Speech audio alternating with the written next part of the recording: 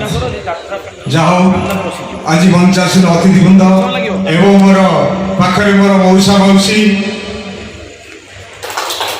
ଏବଂ ମୋର କମିଟି ବନ୍ଧୁମାନଙ୍କୁ ମୋର ଅଶେଷ ଅଶେଷ ଧନ୍ୟବାଦ ଏବଂ ସମସ୍ତଙ୍କୁ ମୋର ପ୍ରଣାମ। ଯାହା ହଉ ଏତେ ଦିନ ପରେ ମୁଁ ଆଜି ଭାରି ଖୁସି ଯେ ଗୋଟିଏ ଖଣ୍ଡଗିରି ଅପେରା ପୁଣି ସୃଷ୍ଟି ହେଲା।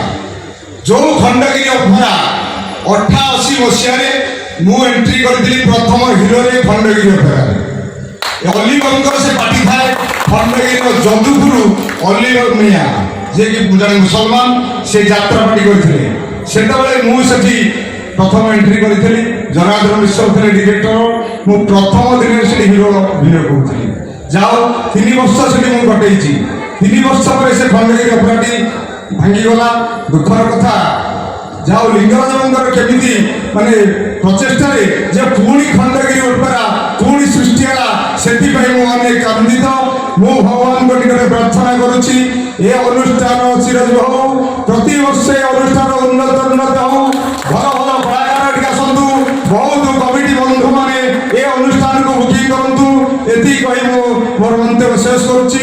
ଆଉ ତା ସହିତ ମୋର ସାନ ଭାଇ ପପୁ ଆମର ନନ୍ଦୁ ସାର୍ ଏମାନେ ସମସ୍ତେ ଉପସ୍ଥିତ ଅଛନ୍ତି। ସମସ୍ତଙ୍କୁ ମୋର କୋଟି କୋଟି ପ୍ରଣାମ।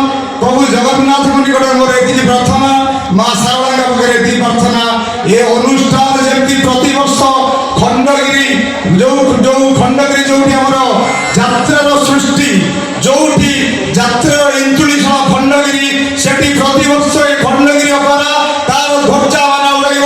ଏତିକି କହି ମୁଁ ମୋର ମନ୍ତବ୍ୟ ଶେଷ କରୁଛି। ଜୟ ଜଗନ୍ନାଥ, ଜୟ କଳା।